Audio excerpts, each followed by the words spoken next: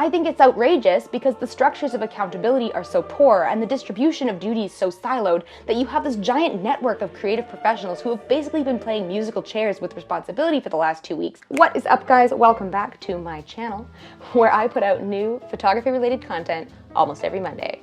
So if you like this video and you want to see more like it, you can check out the other videos on my channel, and you can subscribe to get a new video almost every Monday. Today, I am going to be talking about the disturbing Balenciaga campaign. And I know, nobody else is talking about this. How have I picked such a unique subject? Of course I'm kidding. This has been the biggest scandal in fashion since Alexander Wang, and it has been the biggest discussion topic in fashion since Bella Hadid's spray-on dress. Yeah, it's a pretty big deal and it's making waves throughout the industry. I really wanted to talk about it from a photographer's perspective. So, for those of you who don't know, recently, the luxury fashion brand Balenciaga came under fire for this holiday gifting ad campaign, which features kids in strange positions, holding teddy bears that are wearing what looks like BDSM-inspired outfits, and they are surrounded by a collection of very odd objects.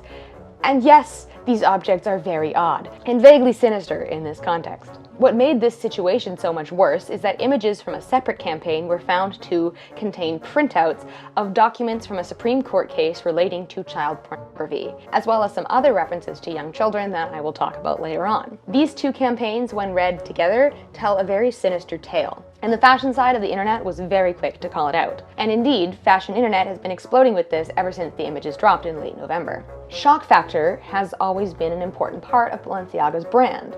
In recent years, they've made waves through this series of red carpet looks worn by Kim Kardashian, as well as this trash bag and Lay's bag, and also this runway show that took place at the New York Stock Exchange. But Balenciaga's child BDSM campaign really takes that shock factor a bit too far, and it's probably been the most talked about campaign in recent years, not for good reason.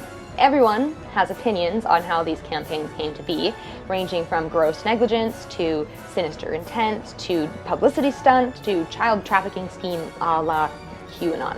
I wanted to make a video to explore this situation from a photographer's perspective, because after all, this is a story about photography gone wrong. To understand this situation and to better discuss it, I've broken this video down into sections. First, I will go over the timeline of events. Then, I'll discuss the images as well as the photographers who created them, specifically one photographer. Finally, we'll talk about who is to blame. Photographers, set designers, creative directors, brand managers, board execs? Who did this? How did this happen? And who is taking the fall? So without further ado, let's get started with this timeline. So, an important part of understanding this story that has often been neglected in the discourse surrounding it is realizing that these images are from two totally separate campaigns. The questionable papers from the Supreme Court case related to child pornography are from the Balenciaga Spring 2023 campaign, released on October 19th of 2022 and was shot by photographers Joshua Bright and Chris Maggio, starring A-list celebrities Bella Hadid and Nicole Kidman. Joshua Bright shot the portrait images and Chris Maggio shot the still life images. This image of the bag resting on the piles of papers is the most controversial, as it is in this image that the court documents are clearly visible and indeed legible, and this is how the content was discovered. So the documents relate to the 2008 Supreme Court case, United States v. Williams, in which it was ruled that the promotion of child porn was not protected by the right to freedom of speech. There were no kids involved in this campaign or in this photo shoot, but regardless, the decision to include these documents in the set design was a very bad one. The children come in an entirely separate campaign that was active at the same time as the Spring 2023 campaign. This was the holiday gifting campaign that was released on November 20th of 2022 and was shot by photographer Gabriel Galimberti.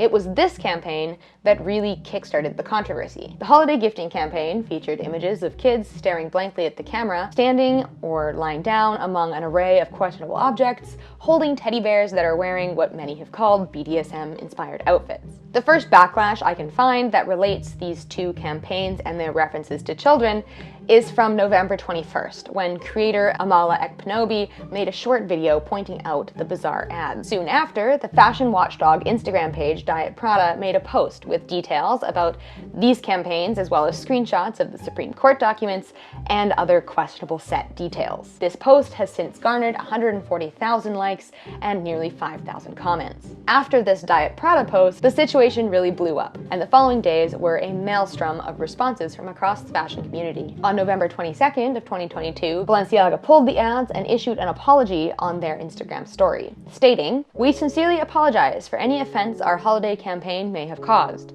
Our plush bear bags should not have been featured with children in this campaign. We have immediately removed the campaign from all platforms." Just hours later, Balenciaga issued a second apology for the images from its Spring 2023 campaign, stating, "We apologize for displaying unsettling documents in our campaign. We take this matter very seriously and are taking legal action against the parties responsible for creating the set and including unapproved items for our Spring 23 campaign photo shoot. We strongly condemn abuse of children in any form. We stand for children, safety, and well-being."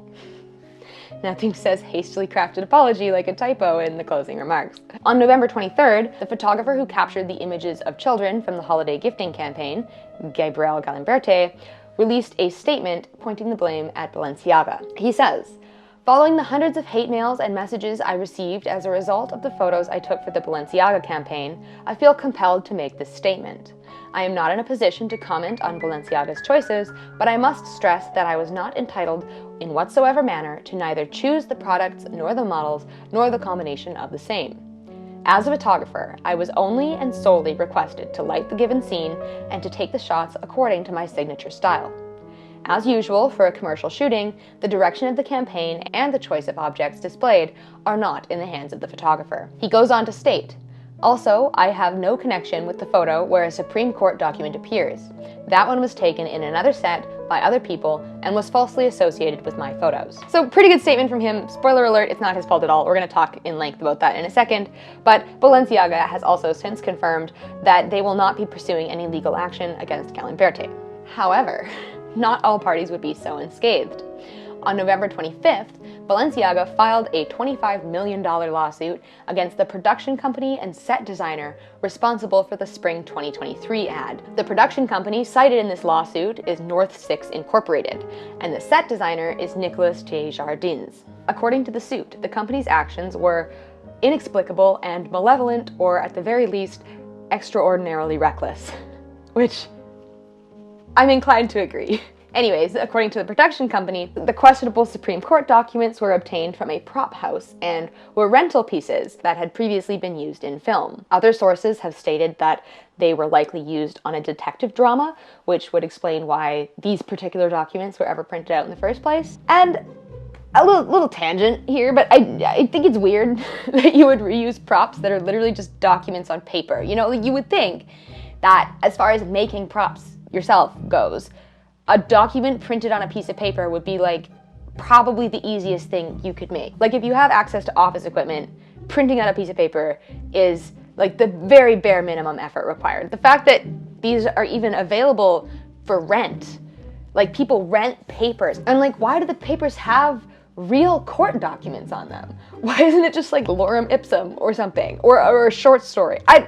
I assume that they got these papers as part of a larger kit of office-related props, and they really should have read what was on the papers, but they didn't, so here we are. Anyways, on November 27th, the most annoying part of this entire scandal happened, and I say annoying because now when you look up the scandal, this is what comes up, and it is the fact that Kim Kardashian had to speak out on the situation. Now, up until this point, Kim Kardashian has been the brand ambassador for Balenciaga, meaning she wears their looks to almost all her public appearances. You might recognize this Balenciaga look that takes letter tape in a weird direction, or this anti-fashion-esque look that made waves on the Met Gala red carpet. She's a pretty big deal, and so her relationship to Balenciaga is too, apparently. Her statements, pictured here, essentially conveyed that while she agrees the images are disturbing and the campaign was bizarre, she was open to continuing her relationship with the brand. As Diet Prada comments, this translates to, "I have a shit ton of custom Balenciaga looks on order and I can't not wear them." Yeah, that sounds about right. Once Kim weighed in on this, a second wave of backlash then swept the internet, prompting Balenciaga to put out a lengthy public statement on November 28th. This post essentially stated that the two separate ad campaigns in question reflect a series of grievous errors for which Balenciaga takes responsibility. The post acknowledges the brand's culpability, mentions internal and external investigations, the lawsuit against the production company North Six, and notes that they will be revising the structures around their creative process and their way of working in teams. This apology did not placate the masses. And I suspect this is because Balenciaga isn't a person who makes decisions. You know, it's a brand. It's just a corporate entity. And this apology is sort of a way for the people who did make those decisions to kind of hide from that culpability. On December 2nd, which is the day that I'm recording this video, Balenciaga's creative director, Denma Vasalia, released a statement on his own personal Instagram, taking responsibility for his decisions in creating the holiday gifting campaign. At the same time, a statement released on the official Balenciaga Instagram account announced that they would be withdrawing the $25 million lawsuit against North Six and Desjardins. So that's where I'm going to leave this timeline because it's basically got everything up until this point, and this most recent development happened like 10 hours ago. So let's move on to the next section and talk about photography, specifically the photographer Gabriele Galimberti. Gabriele Galimberti is the photographer who is responsible for these photos.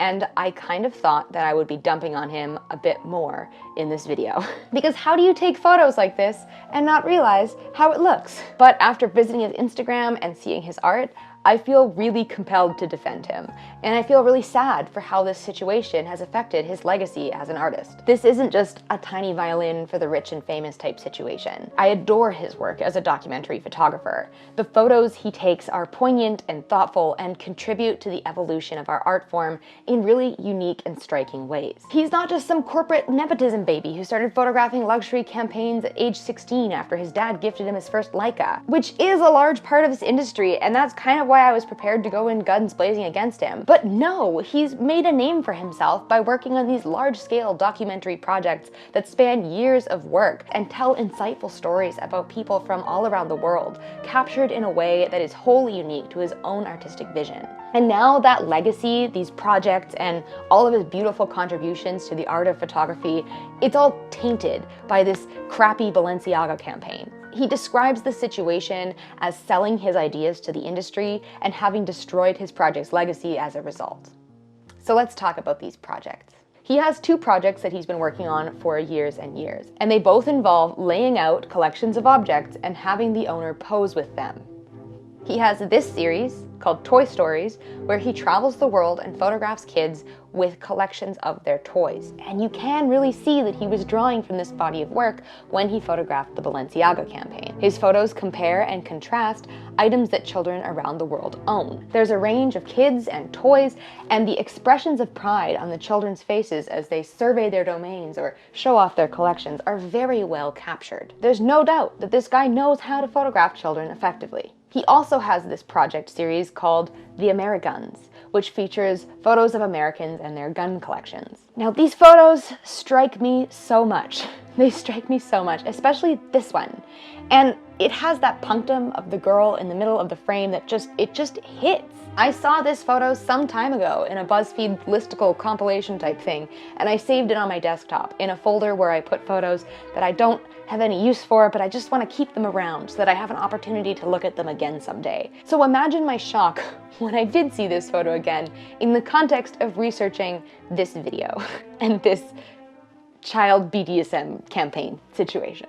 Looking at Galimberti's work, I do understand why Balenciaga's creative director wanted him for this job. And as I understand it, he was hired directly by Denma Vasalia himself. The holiday gifting campaign is about objects, all of these branded items that Balenciaga sells that aren't clothing. Now, I have no idea why children were included in this shoot, ostensibly to promote the kids line and maybe the teddy bears. Why they chose to promote a kids fashion line and branded wine glasses in the same campaign is beyond me. But if you want to promo a kids fashion line and a collection of giftable items in the same campaign, who better to hire than a guy who specializes in photographing children with collections of items? Visually speaking, Galimberti was good for the role. Thematically, however, I would say absolutely not. It seems to me that this campaign is thematically a combination of Toy Stories and Ameriguns. The theme of Ameriguns is shocking objects, and the theme of Toy Stories is children and their collections. Someone at Balenciaga, apparently creative director Denma himself, saw these two projects and wanted elements of each of them for this holiday campaign. And the problem is, you can't put these two themes together and get children's collections of shocking objects without getting an implied backstory. How did the kids get these objects? Why are the kids surrounded by these objects? This question becomes a big part of the image. In Galimberti's documentary project, it works because you want the viewer to ask that question. You want them to look for the backstory. But in this ad, not so much. Here is an example from Toy Stories that does a good job of mixing these two themes. You do see a child's collection of shocking objects, but you also see the story of this boy's childhood that this collection tells. You get a glimpse of a family that has no problem raising their child to venerate instruments of violence, and you see this kind of sinister expression in the kid's eyes that reflects this veneration. That story is the point of the image. As with all of his images in these two projects, it's the backstory that makes the image so compelling. In Galimberti's work, your eye is drawn around the image by the objects, searching for details that can answer your questions about who these people are and how they came to own this collection. The objects are interesting in this case because of their relationship to the subject, because each one is a clue, inviting the viewer to peruse and interpret them as part of a larger story. This effect is something that Galimberti's style achieves extremely well, and so the campaign images he shot in his style have the same effect. The viewer is likewise invited to peruse and interpret each item, but since no thought was put into creating an intentional narrative through the selection of items, it is a blank canvas for interpretation. And because of this blank canvas, of course, the most emotionally resonant elements are the ones that are going to stand out to us. Everything else just kind of fades into the background. You look at this image and you see the child, the teddy bear, the wine glasses, the chains, the giant flask, the dog bed, and the spiked food bowl. You don't really think about the hair barrettes, the dinner plates, the coffee cup, or the teapot. You see a kid alone, surrounded by a collection of items that you would generally try to keep away from children, and you create a little story in your head to explain how this child came to be surrounded by these objects. And it just so happens that the story that best fits is pretty sinister. When Galimberti arrived on scene in Paris to capture this editorial, he says, "Everything was basically already made. I applied my documentary eye to the scene." He has also stated, "I was solely requested to light the given scene and take the shots according to my signature style." That's the crux of it, right? He's a documentary photographer, so his signature style is that of a documentary photographer. At the beginning of this section, when I asked, how do you take pictures like this and not realize how it looks? Well, there it is. His job has always been to document, and his style has been developed around documenting stories in a certain way. He doesn't shoot in a way that editorializes the scene. They should have hired an editorial photographer for that. He goes on to say, "I'm not an expert in fashion, so when they told me the entire collection is punk-inspired, I take it for like, okay, it's punk." So yeah, he's not a fashion photographer. He does one kind of photography extremely well, but that doesn't mean that his skill set can still be used to do other kinds of photography to the same effect. I don't blame him for taking the job. I'm sure this was a fantastic opportunity, but I do blame the creative director or whoever hired him for not appreciating that what makes Galimberti's work so fantastic would also be terribly suited to this particular holiday gifting campaign. It's beyond me how anyone looked at these pictures and thought, oh yes, this guy is perfect for our Christmas ads. I don't know. Since the controversy, Galimberti has received thousands of hate messages and death threats, and his phone number was leaked on Twitter, resulting in numerous calls in the middle of the night with threatening messages. He has also missed out on work opportunities. An Italian musician who he was meant to photograph next month cut ties with him, and his gallery exhibition that was due to open on December 7th was canceled. So this is really crappy, right? Like, this photographer, who had nothing to do with the objects that are in the frame on this set, is pretty much the only name publicly attached to this shoot. And so he is the one who has to take the fall for it. And he's also taking the fall for a completely different set on a different shoot that he had nothing to do with. And maybe this gets to a really fundamental issue in the distribution of duties in these big campaigns. When you see an editorial in a magazine, you see three names. You see the model, the designer, and the photographer. You don't see the creative director who oversaw the whole thing, or the brand manager who really should have done a better job keeping wine glasses away from children. You don't see the art director or the set designers or the stylists, the retouchers, or any of the other 100 people involved in creating the final image. And when it comes time to blame somebody for how the photos turned out, it's the photographer who takes the fall in the eyes of the public who aren't educated on how these things actually work behind the scenes. That's bad, and I don't like it. And I hate to see a fantastic documentary photographer lose so much of his reputation to this crappy company's holiday ads. So I've talked a lot about Galimberti because his images are really the bulk of the controversy. There are other photographers involved in this scandal too. I mentioned their names earlier, and they are responsible for the spring 2023 campaign that featured the Supreme Court documents. And it seems like they have taken a lot less heat from this situation, probably for obvious reasons. These images were fairly benign besides the inclusion of these documents. I'm not gonna talk at length about these photographers because honestly, they're just kind of your average white guy New Yorker types. No offense.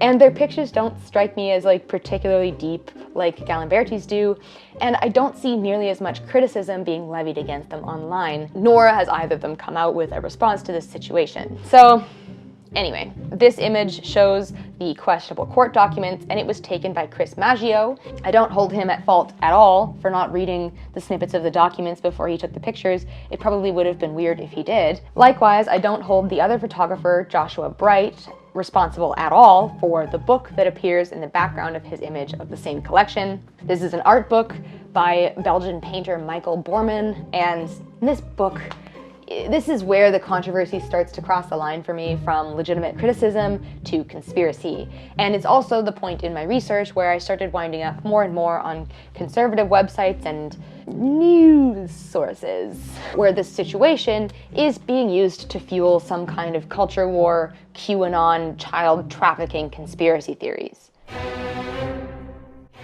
Who is this painter, Michael Bormans? Well, apparently he has painted naked children in the past. This series from his book Fire from the Sun features naked children covered in blood. They're not sexualized by any means, I think, but I can see why you would find these images disturbing. That said, I can't actually tell if this is the book that contains that series. Almost every website I've found says it is, but I don't think it is. The Fire from the Sun book that I can find looks like this. And all the copies I've seen and all the photos online, both physical and digital, share this color scheme. The book in the Balenciaga ad looks a lot thicker than this book, and also has more in common with this other book titled As Sweet as It Gets.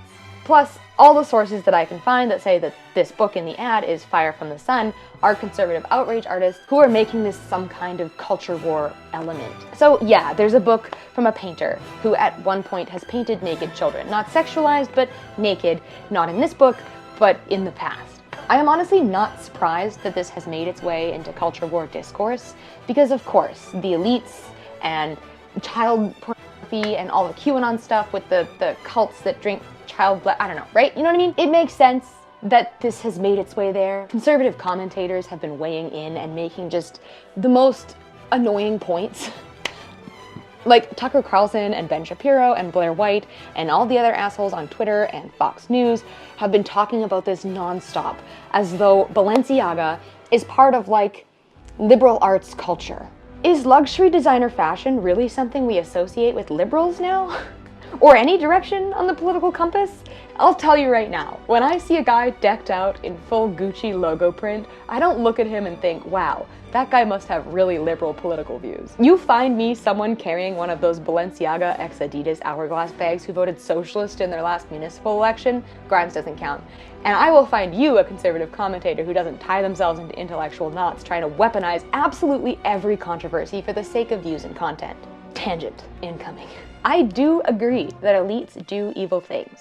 With women, with children, and I have no doubt that many of the alleged pedophile and sex trafficking rings in Hollywood and among the elites probably do exist, and we have evidence. But I think corruption and power transcend political divides.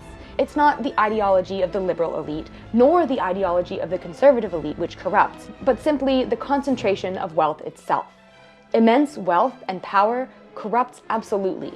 It allows individuals to act in evil ways unfettered, and that in turn begets evil. Since this controversy has ignited, there have been other nods to child sex trafficking discovered in other companies owned by the same parent company, caring, such as these extremely creepy statues being sold by an auction house owned by the company's CEO.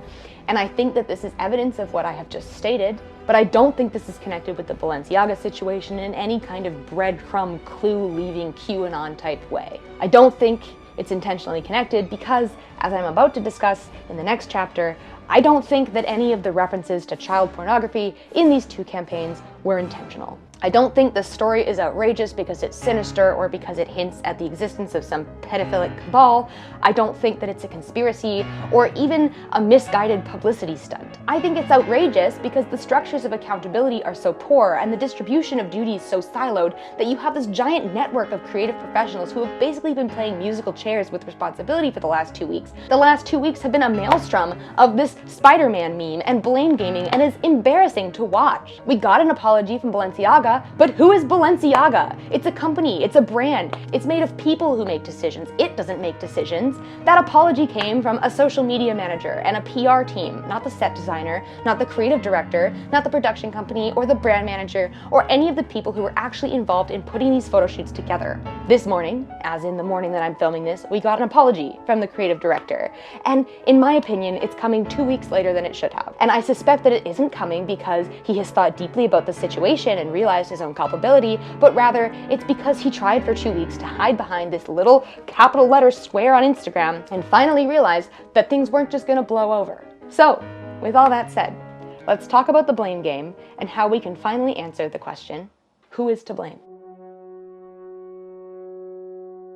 The easy answer is everyone. An easier answer is Balenciaga. Balenciaga's answer is the set designer for the Spring 2023 campaign, hence the $25 million lawsuit against them that has since been withdrawn. The set designer and production company responsible for the image that contained the Supreme Court documents basically blames the prop house, saying that they were ensured that these were fake documents, which it turns out they absolutely weren't. But digging into this one a little bit, set designer Nicolas Desjardins has not spoken publicly, but his agent told the Washington Post that he is being used as a scapegoat in the scandal, which bugs me from both angles, kinda. It bugs me that he is being used as a scapegoat, absolutely, but it also bugs me that on set, everyone has a job. They have their jobs. You have your job. Double-checking documents isn't the photographer's job, nor any of the assistants on set, or the lighting tech, or the makeup artist. Reading the documents was the responsibility of the person who was hired to provide the document. So when this agent implies that because there were other people on set, everyone is somewhat responsible for not catching this screw up, well, no, I don't agree. But I do see why, when facing a $25 million lawsuit, this company would be hesitant to admit any culpability for legal reasons. So now that the suit has been dropped, maybe we'll see them come forward and say a little bit more on the subject. But all that said, there are definitely people working for Balenciaga who were responsible for catching this screw up and didn't. Maybe not so much on the day of the shoot, but certainly there was somebody who should have caught it. And who is that? Well, I've mentioned creative director Denma, who did release an apology that never mentioned the documents in the Spring 2023 shoot, and from what I've gathered, he does personally approve every image that goes to print, so he really should have double-checked these photos, or at least had somebody under him double-check the photos. But also, Denma is the only public-facing person who was involved in the approval process for this shoot. I can't find the names or even job titles of anybody else who would have been responsible for it. I can't find info on the brand managers who were involved on either shoot, and they or their underlings certainly should have been involved in the approval process, so these unnamed faceless individuals should get some of the blame. But Denma apparently was the one who selected the items that appeared in the holiday gifting campaign, so he should at least get some of the blame for that. Denma did have the most control over this situation out of anyone involved, and so if we're gonna blame one person, it'd probably be him, I guess. But I'm not 100% satisfied just blaming him and calling it a day.